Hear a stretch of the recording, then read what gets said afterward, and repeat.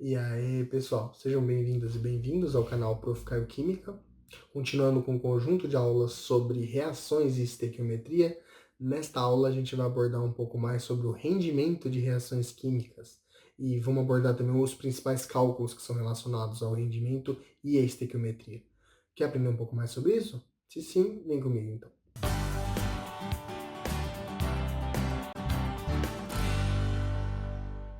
Vamos lá, então, pessoal, continuando com o conjunto de aulas, na verdade, né, sobre reações, balanceamento, conceito de mol, estequiometria. Aí falamos na última aula também, além da estequiometria, sobre reagente limitante e reagente em excesso. E nesta aula, para finalizar esse conteúdo aí, né, de estequiometria, a gente vai comentar um pouco mais sobre os cálculos de rendimento de reação. Então, tudo um complementa o outro, né? Primeiro, vocês precisam saber dessa questão de como ocorre uma reação, além de como ocorre uma reação, balancear essa reação química, se utilizando desse balanceamento, poder fazer os cálculos de estequiometria, e para os cálculos de estequiometria também se utilizados do conceito de mol, que a gente estava vendo, né? Converter também o conceito de mol em massa e tal. E vimos também que as reações, dependendo da quantidade de reagentes que são colocados, também vai ter às vezes um reagente limitante que vai ser totalmente consumido, um em excesso que vai sobrar após a reação ocorrer totalmente. E nessa última parte a gente vai comentar um pouco mais sobre o rendimento das reações, porque até então todos os cálculos que a gente fez de estequiometria e de calcular a quantidade de produto que se forma nas reações, é, todos os cálculos a gente considerou como se a reação fosse ter um rendimento, vamos dizer assim, máximo, que seria como se a reação tivesse 100% de rendimento. O que a gente sabe que no cotidiano, mesmo na indústria química, não é comum acontecer, né?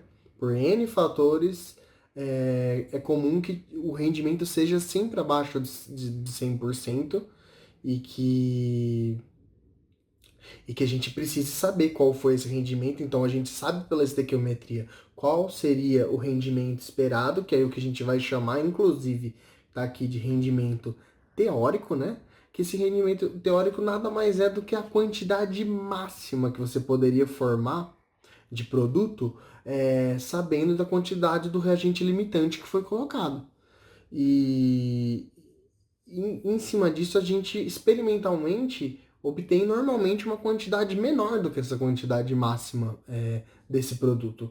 E com isso se calcula o rendimento que a gente chama de rendimento percentual, que nada mais é que um rendimento que compara o valor que foi obtido, o valor real obtido, vamos dizer assim, com o valor teórico obtido pela estequiometria. E se, por exemplo, o valor real e o teórico fossem iguais, é porque a reação teve 100% de rendimento. Você dividiria um número por ele mesmo, né? Por essa relação aqui do rendimento percentual, né? E daria 1 vezes 100%, no final a reação daria 100%, que seria o esperado sempre, né? Porém, não é o que acontece normalmente. Então, normalmente, sempre vai se ter um rendimento que a gente chama de rendimento real, que esse valor aqui do rendimento real, que é o valor que a gente vai obter normalmente experimentalmente. E normalmente esse rendimento sempre vai ser menor do que o rendimento que a gente chama de rendimento teórico. Esse rendimento teórico é o rendimento que a gente obtém pela estequiometria, pela relação estequiométrica. O real é o que a gente obtém experimentalmente. Então, normalmente esse real, conforme eu falei, é menor do que o teórico, e sabendo que ele é menor, fazendo essa razão, é um número menor que 1, quando eu multipliquei ele por 100%, vai dar uma porcentagem aí menor que 100%, né? E maior que zero normalmente do rendimento percentual da reação. Isso é extremamente importante nos laboratórios, na indústria química, porque normalmente os processos tentam ser feitos para otimizar o máximo possível o processo e com isso consigo obter um rendimento percentual cada vez maior com o processo. Então, essa é uma eterna busca, vamos dizer assim, de todos os processos químicos na indústria e nos laboratórios, para que cada vez mais eles consigam um processo que tenha um rendimento percentual mais alto, né? Só que, obviamente, que sempre tem essa limitação de conseguir chegar no 100% de rendimento, que é praticamente impossível, muito complicado, né? Mas conforme o processo vai tendo menos perdas durante o processo, principalmente quando é um processo de muitas etapas, normalmente tem perdas, e essas perdas acarretam nesse rendimento percentual que costuma ficar cada vez mais baixo, né? Mas o importante é a gente saber como relacionar isso e como calcular também esse rendimento e como se utilizar ele para relacionar ele com a quantidade que foi obtida experimentalmente, com a quantidade estequiométrica, que é a quantidade teórica, né? E assim sucessivamente. Então, normalmente, o comum quando a gente vai se utilizar desses rendimentos aqui, o rendimento real, teórico, percentual, é a gente utilizar massa para calcular esse rendimento real e o teórico. Até porque é o que a gente consegue medir também mais facilmente no laboratório, né? E então esse rendimento real, conforme eu falei, ele costuma ser um rendimento experimental obtido após o processo ocorrer. E normalmente é muito mais fácil, depois que o processo ocorreu e se obteve uma certa quantidade lá do produto, pesar, por exemplo, uma balança analítica essa quantidade e com isso calcular esse rendimento real em massa, em grama, quilograma. E o rendimento teórico com isso também tem que ser nessa mesma unidade para que a gente consiga fazer essa razão e calcular o rendimento percentual. É importante a gente deixar claro também que se a gente sabe o rendimento percentual de uma reação já, por exemplo, pela estequiometria a gente obtém esse rendimento teórico, que sempre pela estequiometria, pela quantidade de reagente que a gente colocou, do reagente limitante, a gente consegue naturalmente, pela estequiometria, obter o rendimento teórico. Sabendo o rendimento percentual e esse rendimento teórico pela estequiometria, a gente consegue determinar quanto de composto na realidade foi obtido pelo rendimento real. Então, por exemplo, a massa do composto obtido do produto, né, a massa real dele. Então a gente consegue fazer esses cálculos que são bastante importantes aí na indústria, nos laboratórios, no cotidiano, ok? A gente vai fazer então aqui com relação a essa parte de rendimento e até se utilizando de outras coisas que a gente já aprendeu nas aulas anteriores, como balanceamento, montar uma reação, balanceamento, a parte de reagente limitante em excesso, para que a gente possa se utilizar dessa parte do cálculo estequiométrico para calcular esse tipo de processo que acontece sempre na indústria, por exemplo, né? Vamos lá então. Nesse primeiro exercício, ele diz: no teste de um motor de automóvel para acompanhar a combustão. Então, sempre, ó, aqui já é um nome que é muito corriqueiro aparecer em questões e é muito comum a gente se utilizar desse nome, combustão, que quando ele fala de combustão, teoricamente, ele não precisa nem dizer assim qual que é a reação certinha, porque já subentende que a pessoa, quando ver esse processo de combustão, já tem que saber o que é que se baseia a combustão. Então, assim, uma coisa importante de qualquer combustão sempre vai ser algum composto, algum reagente, que é o que a gente vai chamar de comburente, que vai ser queimado pelo gás oxigênio e vai produzir com isso gás carbônico e, e se o composto tiver hidrogênio na fórmula química dele, o composto comburente, que vai queimar, né? Vai ser formada água também. Então, normalmente, toda reação de combustão vai se basear num composto que vai reagir com O2, produzindo normalmente CO2 mais água. Aí, nesse processo de combustão especificamente, ele diz que 702 gramas de octano, que ele dá, inclusive, a fórmula aqui, ó, C8H18, sob certas condições, obteve-se 1,84 kg do dióxido de carbono, que é o produto. Aí, o que que ele pergunta? Qual que é o rendimento percentual dessa formação do gás carbônico, do dióxido de carbono, né? Então, a primeira coisa que a gente precisa fazer, né, numa questão como essa, escrever qual que é a reação para que a gente possa fazer o balanceamento dessa reação, né? Então, o balanceamento dessa reação, primeiro vamos colocar a reação aqui, né? Para que vocês consigam primeiro observar que uma reação de combustão do octano, C8H18 vai ser o octano mais O2, produzindo CO2 mais água. Essa reação, o que eu aconselho vocês? Eu já vou colocar o balanceamento aqui, mas eu aconselho vocês que, como é um balanceamento que vão dar valores relativamente grandes dos coeficientes estequiométricos, eu aconselho que vocês, inclusive, treinem aqui aquele método, por exemplo, o método que eu ensinei vocês lá na parte de balanceamento do método algébrico, para quem assistiu a aula, né, de reações e balanceamento, a primeira aula desse conjunto de aulas, né? E aí vocês conseguem, pelos coeficientes estequiométricos, fazer lá o método algébrico, calcular esse balanceamento. Eu já vou dar os valores aqui, que vai ser 2 aqui, 25 aqui no O2, 16 aqui no carbono e 18 aqui no H2O. Ou seja, olha como ficou esse balanceamento, hein? 2 para 25, para 16, para 18. Ok? Então, esse é o balanceamento dessa reação. Essa é a primeira coisa que a gente precisa fazer.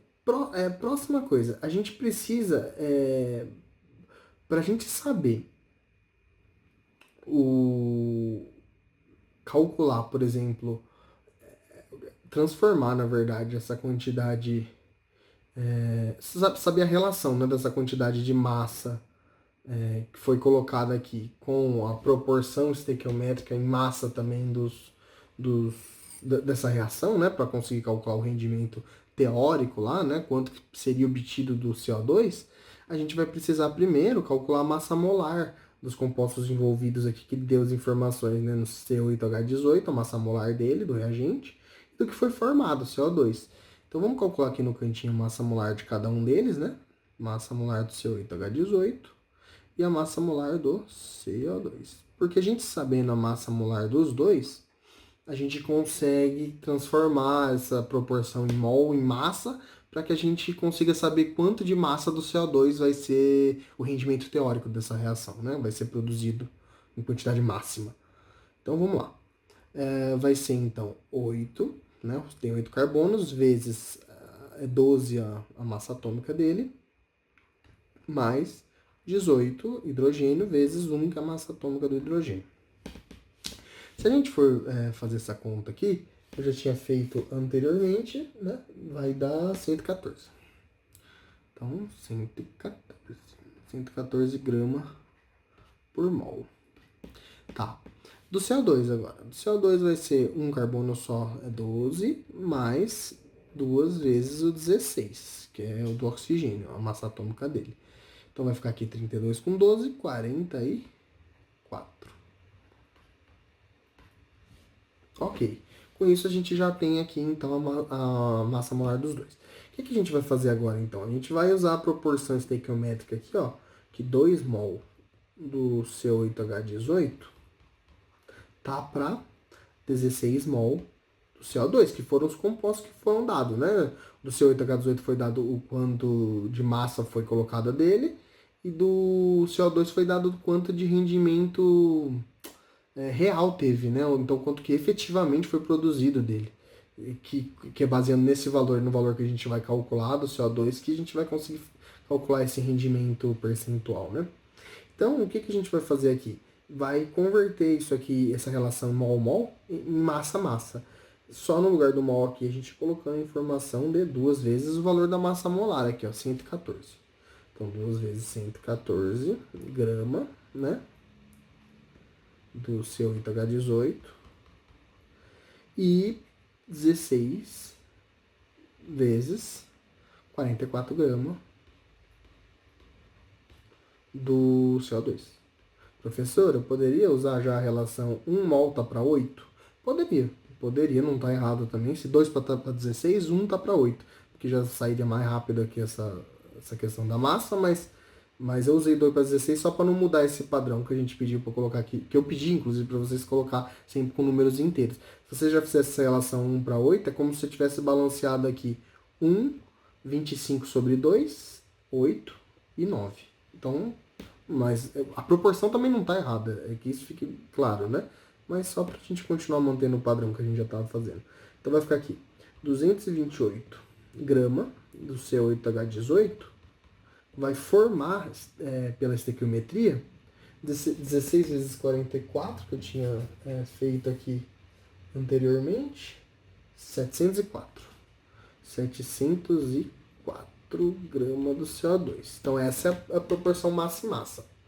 228 gramas, cada 228 gramas do CO8H18 produz, se for 100% de rendimento, né, um rendimento que a gente chama de rendimento teórico, né, 704 gramas do CO2. Só que, quanto foi colocado do octano, que é o CO8H18? 702 gramas. Então a gente vai colocar aqui, ó, 702 gramas do CO8H18 vai produzir qual massa do CO2? Aí a gente vai calcular essa massa aqui e no final das contas vai obter que a massa que foi obtida foi 2,17. 2,17 quilograma. Eu já transformei aqui para quilograma. Na realidade, o valor que eu obtive aqui foi 2.170 gramas, tal. Aí eu já mudei para quilograma, por quê? Porque o dado aqui, ó, 1,84 quilograma, foi dado em quilograma. Então, eu só mantive na mesma unidade para a gente poder fazer o cálculo do rendimento percentual. Esse é o que a gente chama de rendimento. Qual rendimento? Rendimento teórico. Lembrando que o teórico é sempre esse que a gente vai calcular pela estequiometria. Que você percebe que eu só usei dados aqui da estequiometria e o quanto a gente colocou de reagente. Quanto que produziria de produto. Se o rendimento fosse de 100%, é isso que seria produzido do produto. 2,17 kg. Vamos ver agora, com rendimento percentual, pelo quanto que foi colocado. Deixa eu separar aqui, né? Só para pelo quanto foi colocado, quanto que daria então esse rendimento percentual. Lembrando que o rendimento percentual vai ser o rendimento real dividido pelo rendimento teórico, né? Então, a gente substitui aqui, o real foi 1,84 kg. E o... lembrando que aqui também vai ter que multiplicar por vezes 100, né? Vezes 100%, né? Dividido pelo valor do teórico aqui, ó, 2,17. 2,17 kg. Então, tudo isso aqui multiplicado por 100, para dar em porcentagem. Então, no final das contas, o valor desse rendimento percentual vai ser, eu já tinha calculado anteriormente, 84,79. 84,79%. Ou seja, essa reação teve aproximadamente 85% de rendimento. O que significa que se você colocar lá uma certa quantidade de reagente, o que ele vai produzir de produto é praticamente 85% do que ele poderia produzir no máximo. Então, esse é o rendimento percentual dessa reação. Beleza? Então, essa é a primeira questão para a gente treinar tudo isso aí. E uma outra questão que a gente também vai fazer de maneira similar, só que vocês vão ver que nessa questão a gente já está também exigindo coisas relacionadas com reagente limitante. Só lembrando, voltando aqui, que na outra reação, ela já considerou como se o octano já fosse o reagente limitante, porque ele nem deu informações com relação ao gás oxigênio. E normalmente é comum se colocar oxigênio em excesso nesses processos e que o limitante seja mesmo o composto orgânico nesses casos de combustão, né? É o mais comum mesmo. E agora nesse outro exercício a gente já vai ver um exercício que a gente vai ter que calcular o reagente limitante, porque a gente não sabe qual que é a priori. Então vamos ver o exercício aqui para a gente resolver junto. Ó, ele fala assim, a cal apagada, que é o hidróxido de cálcio, né? Ó, COH2, forma-se a partir da cal viva e da água. Então ele diz que a reação entre CaO e água vai produzir essa cal apagada, que é o hidróxido de cálcio. Então vamos colocar essa reação conforme ele disse aqui. CaO, né, que é a cal viva, reage com a água e vai produzir o que eles chamam de cal apagada, que é o CaOH2. Beleza. Vamos ver se já está balanceada a reação.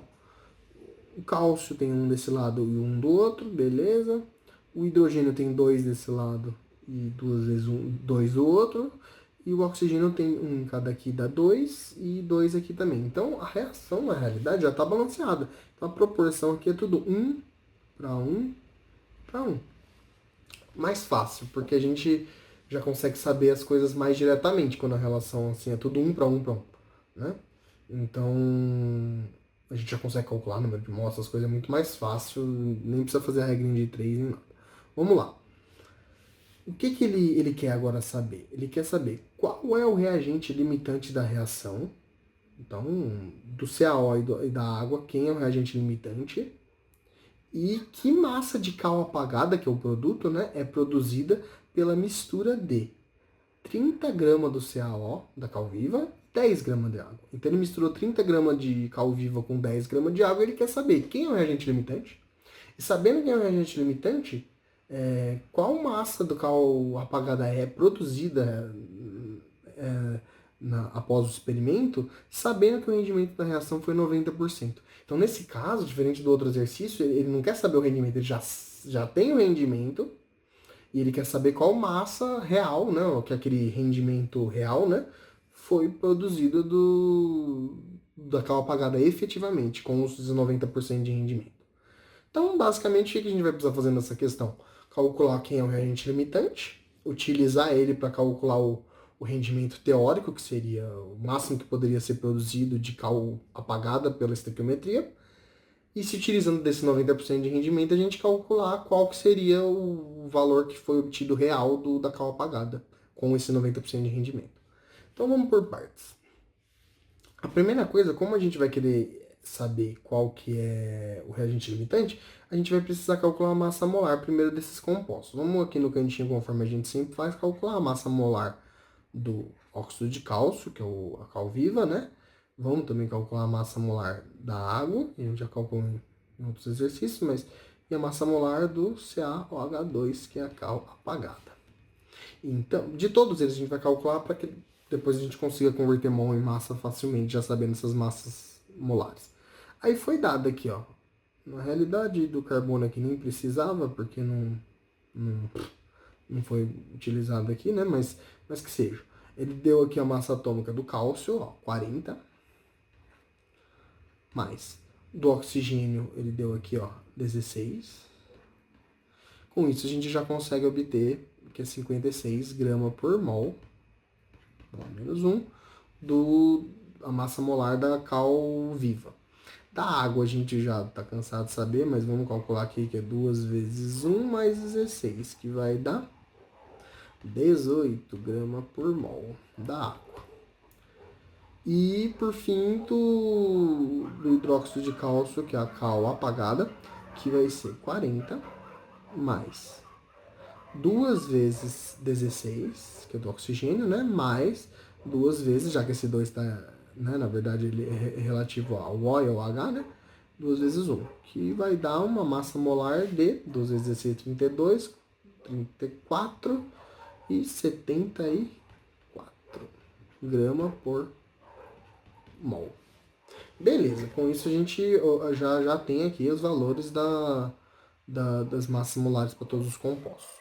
Vamos agora calcular, baseado nos 30 gramas que foi colocado desse primeiro, 10 gramas que foi colocado de água, e ele sabe que o rendimento aqui foi de 90%, vamos lá então como que vai ser feito esse exercício. Número de mol da cal viva. A gente vai ter que calcular, porque se a gente saber o número de mol dos dois, a gente já consegue saber qual que vai ser o reagente limitante, né? Ainda mais quando é 1 para 1, que fica mais fácil ainda. O que tiver o valor menor desse cálculo que a gente fizer, vai ser o reagente limitante necessariamente. Porque a quantidade dele e do outro que vai precisar é a mesma, e o outro, se tiver com valor maior, é porque vai sobrar do outro. Então vamos lá.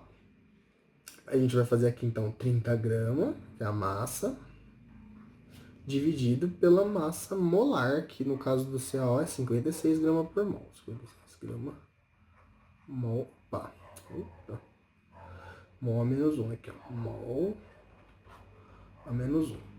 Então, cortou aqui. Mol menos 1 vai virar mol 30 dividido por 56, que vai dar, já tinha feito aqui, 0,536. 0,536 mol.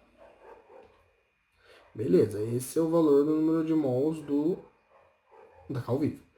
Vamos agora calcular o número de mols da água, que é o outro reagente, para a gente descobrir quem é o reagente limitante. Então, o número de mol da água aqui vai ser, foi colocado 10 gramas, então vai ser 10 gramas dividido por 18 gramas por mol. Se a gente for fazer a continha aqui, vai dar, eu tinha feito antes, vai dar aproximadamente 0,56 mol de água. Ou seja, se a gente comparar esses dois valores, um é 0, praticamente 54, o outro é 0,56. Como a proporção é 1 para 1, a gente não precisa nem fazer a conta nesse caso para saber quem é o limitante. Por quê? Porque, concordam comigo, se a gente colocar 0,54 vamos falar aproximado aqui, né? 0,54 do CaO, quanto que precisaria de água para consumir o 0,54? Os mesmos 0,54 de água, só que foi colocado de água 0,56. Então foi colocado mais de água, então a água está em excesso. Quem é o limitante nesse caso aqui, então? Esse aqui. Esse é o reagente limitante. Ele vai ser consumido totalmente nessa reação. Beleza? A gente sabendo disso, a gente consegue, se utilizando dele, a gente consegue saber quantos mol do hidróxido de cálcio, né, que é a cal apagada, vai ser produzido, que é a mesma quantidade. Tá 1 para 1.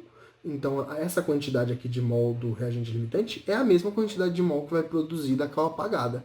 Com isso, a gente consegue se utilizar desse valor para calcular qual vai ser a massa, que seria o rendimento teórico, né, da cal apagada que vai ser produzida. Que é só a gente fazer o número de mol, que é esse 0,536 mol, né, multiplicado pela massa molar da cal apagada, que a gente já tinha calculado ali, ó, que é 74 gramas por mol. Aí aqui mol com mol corta, sobra grama. Então quanto que vai dar esse valor aí? Eu já tinha feito, né? Vai dar 39,66 grama. Beleza. Então aqui a gente sabe esse rendimento aqui, é o que a gente vai chamar de rendimento teórico, porque esse é o valor que é o rendimento que é obtido pela estequiometria, conforme eu já disse. Sabendo desse rendimento teórico, a gente consegue, sabendo também dessa porcentagem que foi obtida aqui, ó, que é o rendimento percentual, a gente consegue calcular a massa real da cal apagada que foi produzida, né? Então é só a gente usar aquela fórmula do rendimento percentual, né? O rendimento percentual é igual ao rendimento, como que é? O rendimento real, né? Desculpa. O rendimento percentual é igual ao rendimento real dividido pelo rendimento teórico, né? Beleza. Vezes 100%. Aqui, o que eu vou fazer? O rendimento em porcentagem, que ele falou aqui que é 90%, eu já vou dividir por esse 100 aqui. No final das contas, o que a gente vai obter aqui? A gente vai obter aqui 0,9, que seria o 90% dividido por esse 100, vai ser igual a o rendimento real, que a gente não sabe. Esse rendimento real eu vou chamar de, na verdade, massa do CaOH2, que essa é a massa que foi realmente produzida dele, né? Dividido pelo teórico que a gente calculou aqui, ó, que é 39,66 gramas.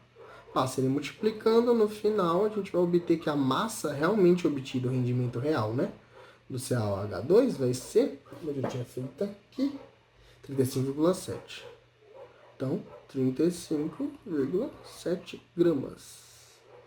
E esse é o valor que foi obtido do CaOH2, sabendo que o máximo que poderia ser obtido era 39,66, só que foi 90% de rendimento, a gente calcula 35,7 gramas. Professor, eu poderia fazer que 39,66 está para 100%, esse valor aqui que eu vou calcular tá para 90%? Poderia fazer uma regrinha de 3? Poderia, daria na mesma. Daria certo também. A regrinha de 3 no final vai cair numa expressão similar a essa aqui. E que daria certo também fazer dessa forma. Beleza, pessoal? Então, com isso, eu finalizo toda essa parte de reações, balanceamentos, estequiometria e essa parte de reagente limitante e rendimento de reação. Né? Eu dei um apanhado geral aí no nosso curso de Química Geral, nessa parte. E espero que vocês tenham entendido, né? Essa parte quantitativa da química, que a estequiometria está relacionada, que é muito importante. E continuem nos estudos aí. E até mais então, pessoal. Tchau, tchau.